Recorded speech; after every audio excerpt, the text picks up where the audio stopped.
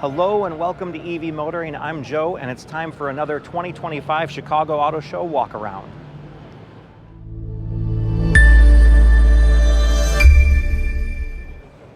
So this is the all-new Jeep Wagoneer S, and it actually shares a lot of components with the Dodge Charger over there.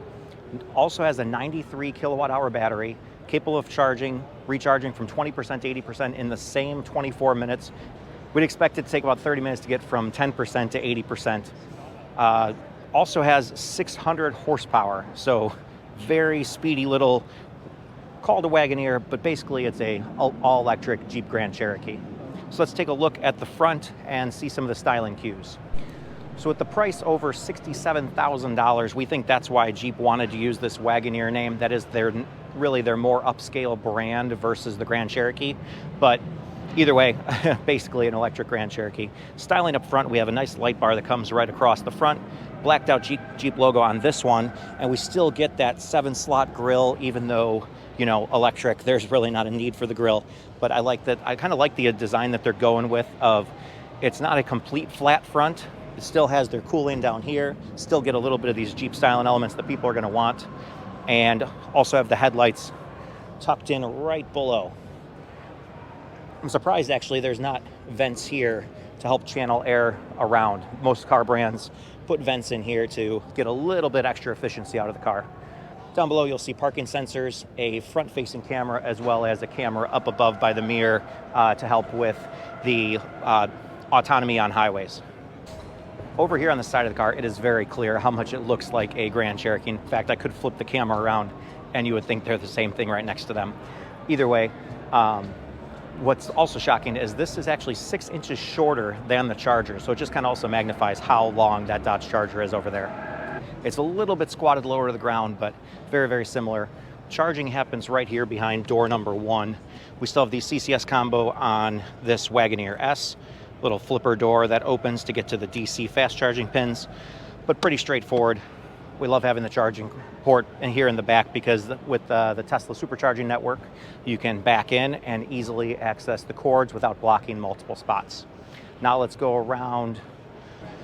So now we'll check out the back cargo space. Push the button right here, just to the right of the Jeep logo underneath. Cargo space opens up to a very deep cargo space. Definitely could fit golf clubs here on an angle. I almost wish they could have brought the back seats back a little more and given just a touch more legroom to the rear passengers. But we also have some storage down here, actually very good storage to be able to fit charging cables, adapters, etc. You know, in the world that we live in the EV world, there's a lot of kit to put back here. Also could fit a flat tire recovery kit back there. So no place for a full-size spare, but at least a lot of the storage was well thought through. And also some hooks right here to be able to tie down a couple little things in the back here so it doesn't move around too much, especially when you're releasing all 600 horsepower. So now we just push the button on the side and the back closes. So to open the front, I just pull the little tab that is right below the steering wheel a couple times. That allows this to open up to a usable frunk. Almost, in my opinion, more usable than what we found in the Dodge Charger. We have this foam divider in here, which does pull out. So if you choose that, I think the divider probably makes sense because there's, you know, specific things that fit right in there. And the windshield washer fluid, also right over here as well. But always appreciate a Frunk if it is properly designed in the vehicle. Not all vehicles need them, but some vehicles certainly cut the corner and don't put one in. We like to see that there's a very usable one right here on the Jeep. But right now, let's hop in the back here and show you how hard it is to fit behind myself. So I have the seat where I would be comfortable in it. As you can see right here, my knees are pretty much against the seat in front of them. I can tuck my feet under, but again, not a place I would really want to be in. Actually, my head, believe it or not, is against this drop down right here. I suspect if you didn't get the panoramic sunroof, if that's an option, that would give you that little bit extra headroom. I can try a slouch in here, but again, my knees are jammed up against this seat right here. Hopping up here to the front, had to close the door because all of these Stellantis vehicles have a lot of binging noises that go off when you are have the door open. But up here in the driver's seat, it is a much more comfortable place to be. My elbow is kind of hits back into the B pillar, but quite a bit of room in here. I have the steering wheel adjusted to where I'd be comfortable, lowered a little bit. What's nice about this squared steering wheel is it actually gives you a very, very clear view into the speed and range. So I've always said I don't love them being all the way out in the corners, but here with this square cutout, it actually works very well for me. And then also there's the heads-up display right above it. So a pretty comfortable steering wheel setup here. I like a flat bottom because how I hold my hand on the wheel. And again, as I've mentioned in the other Stellantis vehicles, a very snappy touchscreen. Definitely appreciate that. I know I'm kind of always fidgeting with the screen, so appreciate it being very quick. Place to put the phone down below. And then we have 2 cup holders. Behind that, a little bit more storage. It's decent size. There is actually a wireless phone charger kind of tucked right in between that you can kind of drop your phone down in here.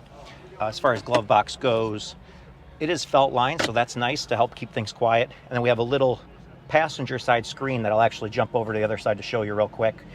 Just allows the passenger to fidget with some things. And it's kind of got like a privacy screen on it, so the driver cannot see what the passenger is doing. They can't get distracted while going down the road. So appreciate that's a good safety feature we like to see. One thing that is lacking here on this Jeep, unfortunately, is the route planning software. So unfortunately, you need to use an app like a Better Route Planner or something like that to get you going on a road trip. It is a capable charger. Having that 30-minute charge to get you about 200 miles down the road certainly can make it a good road tripper. But we really don't want people to have to use the apps. We want all that built into the car. So outside of that, certainly seems like a comfortable place to be. An expensive place to be, but comfortable place to be. Certainly seems well equipped. A lot of creature comforts. The back seat certainly a little bit on the tight side, but the front seat, very comfortable. I could be there for, certainly do a road trip there. But also I think it would be a very good commuter car. Very comfortable, smaller than the traditional Wagoneer, so functional for a small growing family and very fast, so certainly a fun commuter as well, and not bad efficiency. Also part of the efficiency not being so bad has to do with small tires, 235 width tires, 20-inch rims on the front compared to the Charger having much wider tires. That's also where the Charger's efficiency drops quite a bit, is just in tire choice. So thank you so much for watching. Let us know down below, do you think the Jeep Wagoneer S appeals to you more, or would you get the little Fiat or the Dodge Charger? What is the Stellantis vehicle that best fits you? Please leave that down below in the comments, and take care until next time.